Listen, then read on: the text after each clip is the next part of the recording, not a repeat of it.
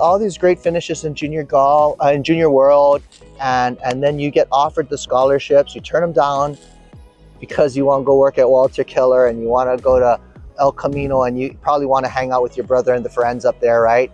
So you go up there. You go up there, and you probably start working before you go to school. You probably, your first day of work is probably before, yeah. The whole summer before my freshman year in college was working at the golf shop. There you go. I would imagine that.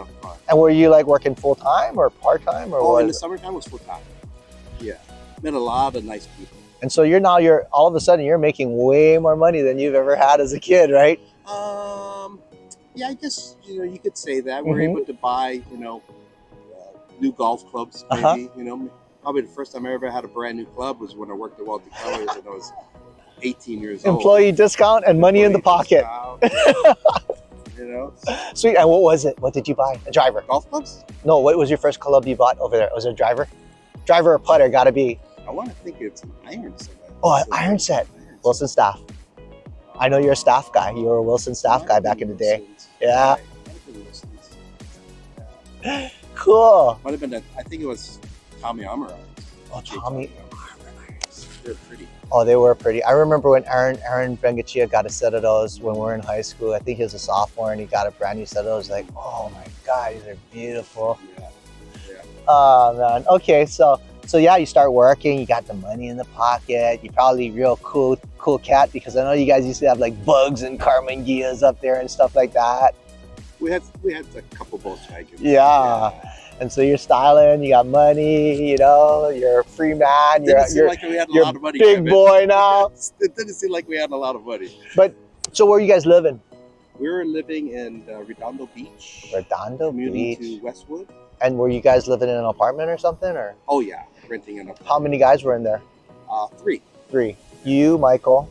And another brother, Wade Nishimoto. Wade. Oh my goodness, wow. And so you start school, start playing on the golf team. Played in the golf team. And I made All-American my freshman year. So I thought that was cool. I think that's extremely cool. Yeah. What they give you for that? What do you get when you're an All-American? What do you get to commemorate that? What, a medal? A plaque or something like that. I couldn't tell you where it's at. I know. I remember where the plaque was. That's cool. And my brother Michael too. He was All-American too. Really? Yeah. So 2 years in a row? All-American? No. After that, they canceled the golf team for budget cuts at El Camino. What? And I didn't want to change schools, so I didn't play golf. So we redshirted there. I thought Shane came up to go to El Camino. Well, he did, and they redshirted this year he came up to play golf. They canceled golf. So he didn't play up there? He didn't play. All my life I thought, or not all my life, but all this time I thought he played there with you. It was too late. The cancellation was done like a couple weeks before school started. Oh man. Yeah, we're all committed. You guys are all sick, huh? Yeah. But that's okay. We had a great time. It was, enjoying California with my buddies, Richie Koyanagi and Shane Abbey. Oh, yeah. Great carrier. And we played golf, no doubt. And we all worked in the golf shop, so that was really nice. Nice. Yeah, there's nothing we could do. You guys play probably a lot of the open amateur tournaments up there, right? I don't know. No, I don't think so. Just with each other? Yeah, we're full-time school, full-time working, kind of. Yeah. And then playing golf a minimum, a couple times a week. Yeah. The city courses. Yeah. And that was enough for that 1 year. Oh, yeah. And a lot of good competition because all good players, right? So, yeah. Okay, but then at some point you come home and you go to UH, right? I go to UH. It was my final 4th year to use to play golf, and I wasn't going to. But Scott Head convinced me, going, Joey, you're not going to have another chance. Go and play. Scott Head is the old sage, is he not? Yeah. So the same thing that happened to you happened to me from Scott Head. He kicked me in the butt. He goes, what are you talking about? There's not another chance. Good old Scott Head. So that's what God bless him. And you know what? It's not easy if you're trying to pass, and do well in school Mm-hmm. and play golf Mm-hmm. when you're located in Hawaii, because all these tournaments is traveling. Right. So you're playing catch up. And I did it for the first semester. Mm-hmm. Had some fun, played some tournaments, went to some great places, and then I decided that, you know what, I'm not going to do it. Oh, really? Yeah, I'm not going to do it next semester because I was at my own business Yeah. and going to school. Yeah. And now playing golf, it was just too much. So I didn't want to give up the academics of it. So I put golf on the side. But Okay. at least I played half of that year. Yeah, that's good. Yeah. So your own business, was that the Club repair business? Right. My dad had a golf shop. Right. Inside that golf shop, he gave me the club repair business, so I Right. did that. So was it initially you alone? Because I know it was you and Michael at one point.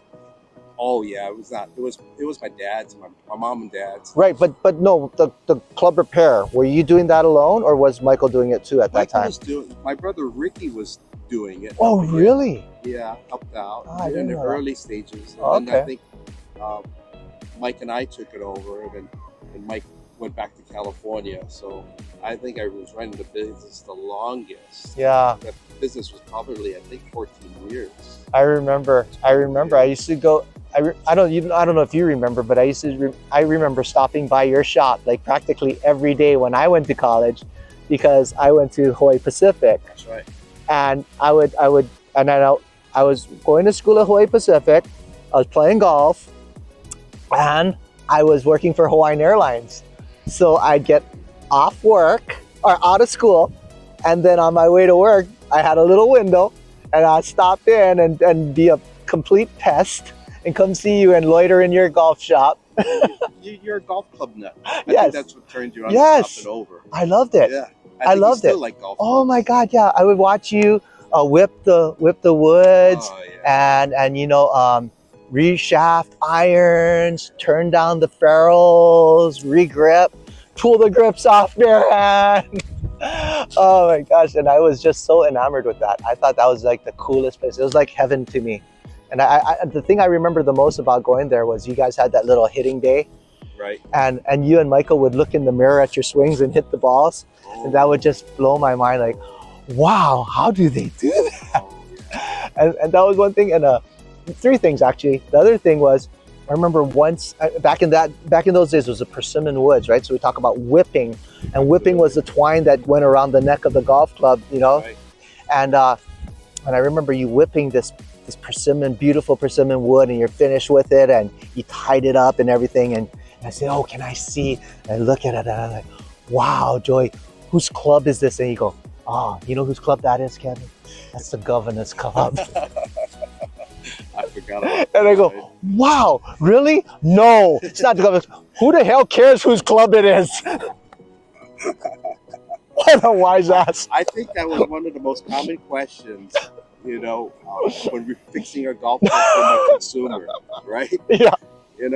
And that was the neat thing about when we had our club repair. We were open. Yeah. We were Yeah, right. Why didn't, we weren't yeah. hiding how No, to it fix was the right there. club. You It could was stand right there in front of you and watch. Which comes with a lot of spectators. Right. And asking a lot you of the same- stupid questions. Asking the same question. But, once again, I was only like 22 years old or something like that. Oh, Yeah, and it's that, funny. okay. And the third thing I remember is your dad. He had his apron on. Remember, he'd have the apron, Right. and he was back, and he's working on his club, right? Right. And he goes, you know how your dad is, right? He's got he's real smug and real poised and confident all the time, right? Kind of looks at me and goes, Kevin, let me see your wedge. Okay. So I hand him my wedge, right? And he turns on the grinder, right? I'm like watching him, I'm going, oh, right? So this is my ping beryllium copper I2 sand wedge, right? He that flips on the grinder, right? I'm like, what is he doing? Ooh, he starts grinding my I'm wedge. making it better for you. Oh my Would be God. his line, right? I couldn't speak. I was like, oh, he's grinding my wedge, right? So he grinds my wedge. And he grinds it all up and he goes, puts it down. There, that's better. There you go. He gives it back to me. No charge. No charge. Free charge. Oh yeah, but you know what? It was a great grind. That is to this day one of my favorite wedges. Wow. What he did was he took down the heel, and he made it so that when I laid it open, because back in the day, remember how we had a lot of hard pan compacted lies. Yeah. So having no bounce on the heel or low bounce on the heel was real important. It was important, right? And so he did that for me. And he did it out of the goodness of his heart, but he scared the crap out of me, right? When he did it. I thought he was just destroying my golf club. Oh, yeah. But yeah, he laid down If he did that for you, that means he liked you. Yeah, I know. I was oh man, I thought he was messing with me. I was like, oh my God. But yeah, no, but that was the best grind. I was so grateful for that, right? Oh man, but Well, so anytime you want some help and you want me to grind your irons, Yeah. I'll be happy to help you out. no worries. I trust you with everything. Right. No, but yeah, but anyways, and I remember coming to your shop, shop moved around a couple times, but I'd always come down there and I'd work on my clubs. And that's another privilege of being a friend of your family, because I had access to a club repair shop. Yeah. And you would just charge me whatever it was for the parts, right? And you would help me. And then eventually I would do it because you teach me how to do my own clubs. And so I remember changing out the shafts on my irons, picking the ferrule I wanted, selecting the grips that I wanted, then taking the irons to the grinder and beveling off the leading edge. And oh man, that was just like heaven for me. It was like golf school, really, It was hands-on. Yeah. It was Any incredible. of my friends that wanted to use the place and wanted to learn, they could go ahead and help themselves. And Yep. if they need coaching, they need coaching. But what a nice experience. Oh, incredible experience. And that was, it seemed like it was like for 5 years of my life that I could do that, anytime I wanted. You And won't so, forget it. yeah, How so to do thank it. you, man. Yeah. That was so unreal. That's good stuff. And that was great stuff. But then, and I remember, another thing I remember too is thinking that you were like one of the richest kids in the world, because because you had your own business and you had a Porsche. What is it called? I had a few Porsches. Well, yeah, but the big one, the gold one, 928. 928. Yeah. Oh man. 928. Oh man, I thought, I wish I saved some of that money. I mean, I saved some of the money, but I wish I was a better saver. But I was just having too much fun. It started with you and Michael having the 912s, right? 912s, 911s. 911s. Yeah. And then you guys would kind of like restore them a little bit too, right? Charlie McKay, a great friend of ours, he passed away, but he gave us the education of some Porsches, and he had a few good ones because his son used to restore them. Wow. So he gave us a great way to start enjoying Porsches with the 356 and the 912s. Yeah. And I wish we stayed there. Yeah. The 4-cylinder classic cars, because it's perfect for Oahu. Right. 5-speed, Right. great gas mileage. But then you get with more power, then you start spending more money, it gets more complicated. It's okay if you can fix your cars yourselves, but no, we're still playing golf. Oh man. But enjoyed the cars. But you had that car, and I thought you were like the richest kid in town. and then you became a what kind of member? Oahu Country Club? Yeah. Mm-hmm. You were a member at Oahu Country Club. I was working in the cart barn. Yeah. And then we'd go golfing. Oh, yeah. Almost play for movie money, right? Movie money.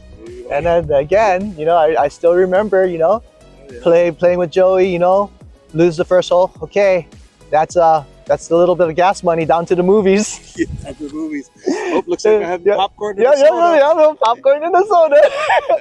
And if I lose the match, it's like, oh, Michelle's going to be happy because I'm going to be able to buy the tickets too.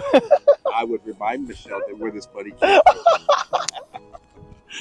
Kevin paid for this movie, Oh man, but again, these are things that help me to get better, because I just hated losing to you, because I always get beat up on the golf course and then verbally abused.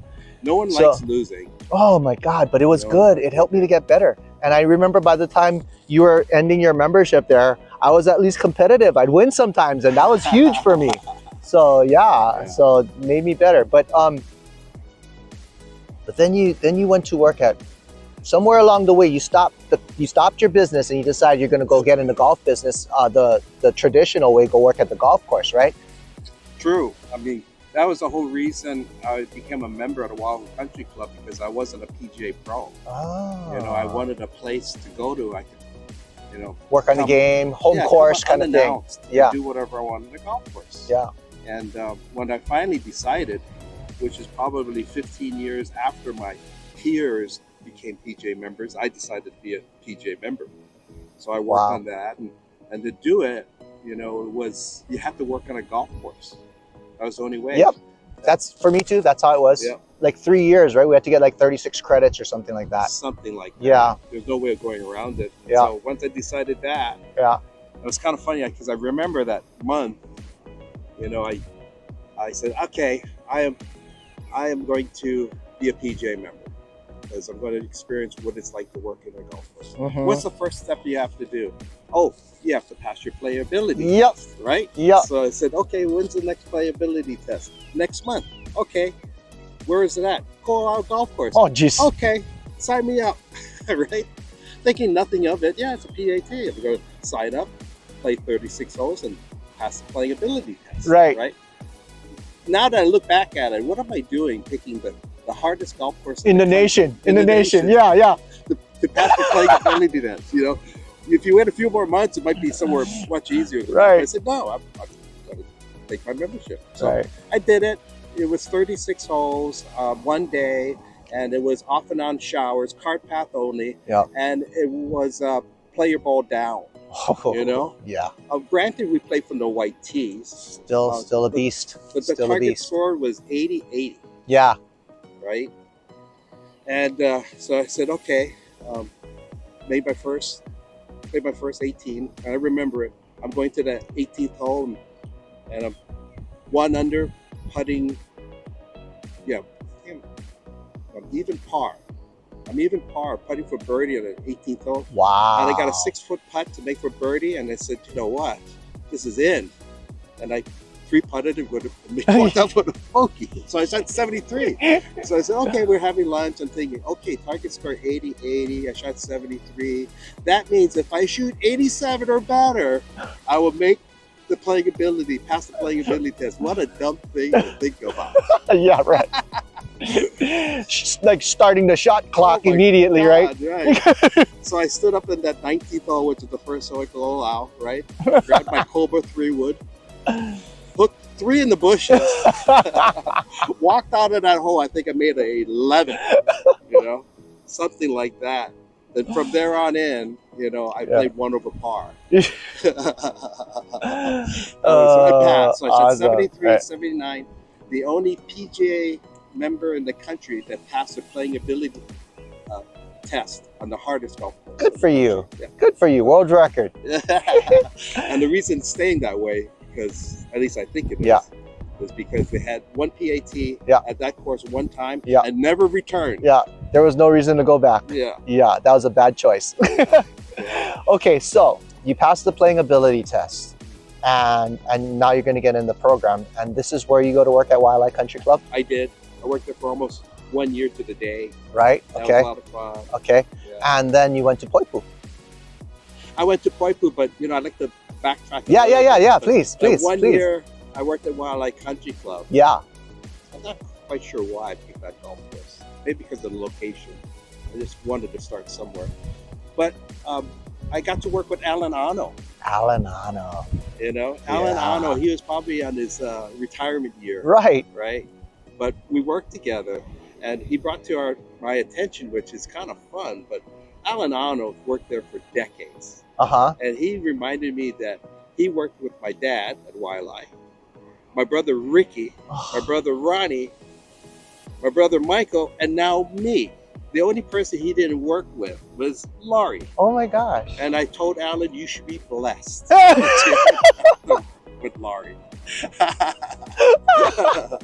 Anyway, I thought that was kind of cool. That is super cool. That is cool, yeah. That is super cool. Yeah. That is super cool. And Alan still has this golf shop at Pully. Yeah, I heard course, he stopped. I heard he shut it Oh, down. he just did then. I heard just recently. Oh, wow. Yeah, I heard he just recently shut it down. Yeah, but isn't that incredible? How many years do you think he put into the golf industry? I mean, Yeah, over 50, I'm sure. right. Because Over 50. I've got 40. Yeah. I started working at Olamana my senior year in high school. So it's like Between if 50 I've got and 40, he's got over 50. Because he's our senior, right? So It's amazing you have 40 years. I know, right? Old man already. Shoot, but anyway, so so then you go to Poipu and you work for your brother because Michael's the head pro there, right? We went to Poipu Bay. We went to the neighbor island because we had our child, Dante. That's why we left Oahu. I didn't know that. We wanted to go to like the country life and raise up our kid. Really? And, yeah, a slower moving pace. I didn't know So that. that's why we did. And then, fortunately enough, my brother Michael was a pro out there, and he helped me get the job as assistant pro. And once you start living on Kauai, it's just awesome. Mm-hmm. So cool. Mm-hmm. Michelle and I are going to find a way to get back there and enjoy some years. Really? Oh yeah. Good for you. If we can afford it, we would love to move. I love Kauai. I love Kauai. That's my favorite island. I'd like to live there part time because if I go to Kauai, I'm going to miss a lot of my golfing clubs. Right. That's the only negative. That's the only negative. Because my dream was to retire and live in Kauai. Oh really? Yes. Right, we got two. Yeah, but I Two changed my mind because I said that my family and friends are on Oahu, True. and I said that's at the end of the day that's the best part of life, right? Right. So I said okay, I can't give that up, but I It's love hard. Kauai. Yeah. I love it. It's my favorite island. I have my family, both sides of my family. Both my mom and dad were born there. Oh no. They were born there, but they were raised here. Because it's ironic, but their parents had them. They're both the oldest child in their family, and they moved to Oahu because of better life over here. Funny, yeah. Funny, Now it's back with it. right? Insane. Yeah. But yeah. But anyway, so you were up at Kauai for how many years? I think 11. Wow. Yeah, because I remember. Yeah, you were 11 gone for years. so long. I mean, between when I met you, when I was a sophomore in high school, and when you departed, man, you became one of my best friends, honestly. I mean, I spent a lot of good times with you, playing golf, hanging out, having good times. So when you left, I was kind of sad, because I lost you, you know what I mean? Why? And you were gone for a while. But then you came back, right? Yeah. And you came back because you got the job with Ping, right? Correct. Yeah, so. I think it makes more sense if you're doing a job like selling golf clubs, to be on the busiest island. Yeah. Oahu, right. Yeah. But you can do it on another island. You just be traveling a lot more. Yeah, and I remember when you came back, I was working at Pearl Country Club, That's right. and you came back and you did a sales call, Oh, right? yeah, absolutely. And we brought in some clubs. It wasn't a fitting cart. It was something else. It was a miniature version. Fitting bag. Fitting bag. Yeah. Yeah. I think at the time that was the very first demo day I did as a Ping employee was at Pro Country Club. Yeah, man. I said, yeah, let's do it. Okay, next week. Oh man. Man, was that one of the worst demo day things I did. No one knew I was there. I mean, maybe somebody forgot to promote it. Well, it was promoted in 7 days. But No, at the time, but that was the big hype, right? no, it was great. It was great. And then it's like, oh my gosh, yeah, partnering with you and Ping for all these years, working with you. I've been at so many different golf courses, working with you, doing fittings, doing demo days. I mean, how many years? 20 years. 20 years.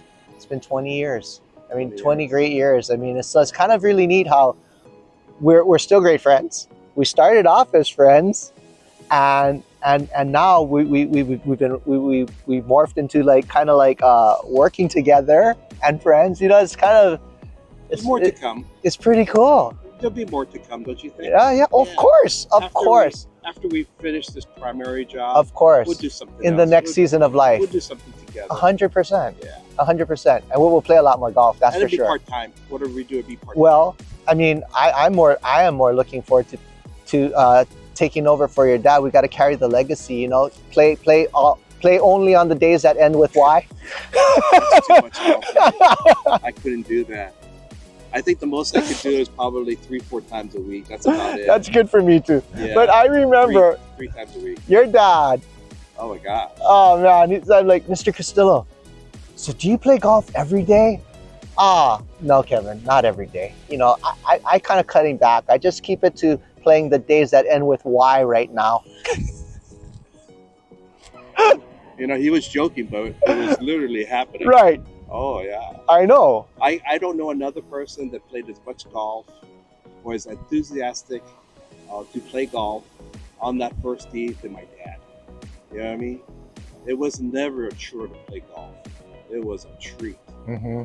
Yeah. And for me, it was a treat to get to play golf with him, because when I finally had the privilege of playing with him, because I didn't, you know, for a long time, because I came along well after the fact, right? But when I finally got the opportunity to play golf with him, I was so amazed at how technically sound his game is, you know? And I used to just look forward to every time I'd get the invite, not to play, but to be able to watch him play. I really sincerely, genuinely loved watching your dad wield a golf club, whether it was putting or driving, all the clubs. And you know, he played golf all the way till his last days, right? Absolutely. And I remember the last time I played golf with him was probably a year before he left us, right? I think so. That was at this golf course. Yeah, I believe so. And you know what?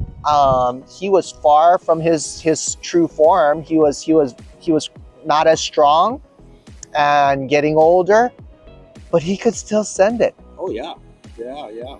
I think I remember that day you and I were partners against my dad and Shane Albert. Yeah, they're always partners. They're always partners. Mm-hmm. And we always have a good match. Did we win? Of course we did. That's the only way I remember it. That's the only way I remember it too. Sorry, Mr. Castillo. I'd never say that to his face. but I still remember, you know, and like he had a technique where he had the club so on plane, and he would work it so that his body was functioning at the most efficient level. Do you know what I mean? Every bit of effort he put into it was going directly into releasing the golf club. He had it on plane. He's using the physics of the body and the golf club and the golf swing, the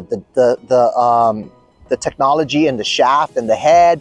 He's using the gravity and using the ground, the energy in the ground. You know what I mean? He's timing everything so perfectly and just getting everything out of that golf swing. Yeah. It was something to behold. Yeah. And you know, you describe it that way, but the way I would describe it is he was smooth. He was smooth. I can't look at smooth. Someone swing that technically like no, you but do. He was smooth. I mean, he was smooth in every way. He was smooth in his demeanor. He was a smooth talker. He was a smooth swinger. He was a smooth dresser. Everything. I remember first time I saw him pop his trunk in his car. He made his own shelf. He had his shoes. He had his caps, his clubs, clothes. It was like a little locker. Locker. A little locker. Yes. Right. It was like a little locker. I know why you're so impressed. I don't know. It's because you probably see your car. Yes. And you look at his car. And it blows you away. Yes. How one car can look so much different than another. Oh yes, car. My car was a fine car. Do you remember my Datsun 210? Orange Datsun faded 210, rust on the doors, and trash up to the windows. I just remember the trash. I remember opening the door. My friends would come, open the door, and McDonald's containers would fall out of the car. Oh yeah. my very first catch a ride with Kevin Kashiwai was, you know, going from town to Turtle Bay, and I jumped in your car for the first time, and I'm thinking, oh my God. Hope there's not roaches. Mice, my God. You became the Ping Rep. You've been the Ping Rep for 20 years and going strong, and you come and service our account frequently. You're always here. You do probably about, what, dozen demo days for us a year? A dozen? It's 6 now. 6 now. At Okay. one point, we were doing a dozen. Okay, It's okay, 6. okay. But we are able to service our Marines and sailors aboard this base really well, thanks to you and some of our other vendors that help us with multiple demo days. We sell a lot of custom sets. We're having a good run. But, you know, like we were mentioning, we're on the back nine. We're coming back toward the clubhouse with our career, right? Yeah. And so, you know, what do you foresee in the future? You know, when you retire, when you put down the Ping account, what do you see yourself doing? I know you said maybe go to Kauai if that's possible, but Well, I don't see you as somebody that just stays home and does nothing. Right. That's not who you are. right. Well, with Ping, I like to think I'm going to have another 6-7 years with Ping. That's Okay. it. But my main focus is right now is to prep this territory and do the right kind of business, you know, with the right people, of course, too, for the next person coming Well, in. good for you. And, Kind of you know, paying it forward a little bit. Yeah, and it deserves it because this is a very unique territory. Oh, completely. You know, Yeah. hopping different islands. We're not seasonal, really, year round. Mm-mm. You know, And the dynamic between the representative and the buyer, way different than continental U.S. Way different.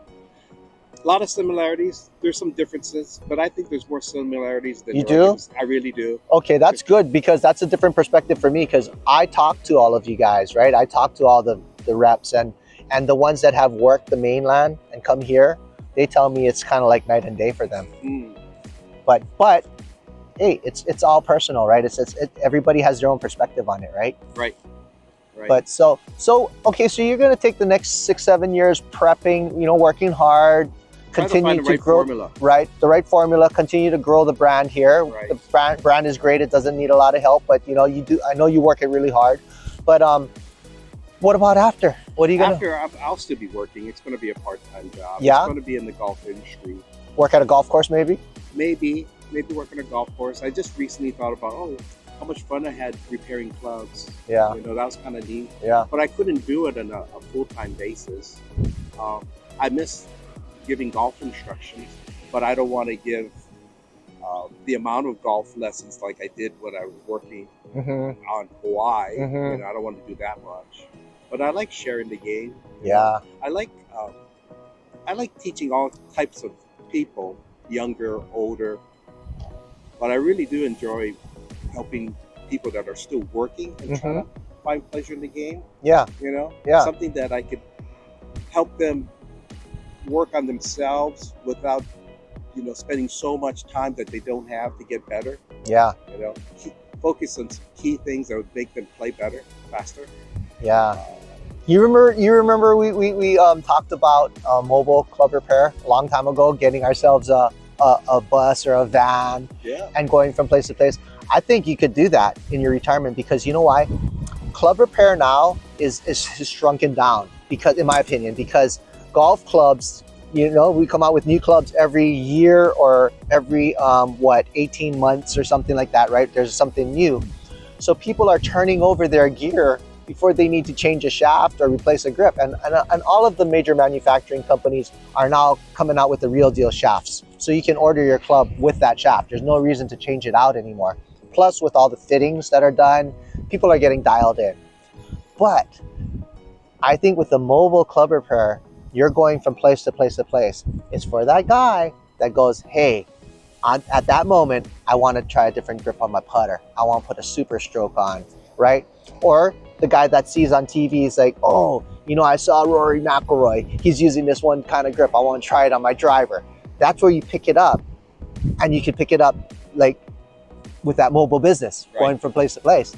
Well, if you did that and say like, you know, like our teaching pros at the Klipper, right? They're independent contractors, right? So if you were independent contractors and you set up some contracts with some golf courses that you feel comfortable giving lessons at. So now you had that mobile club repair and you were an independent contractor at some of these golf courses. Hey man, that could be your future.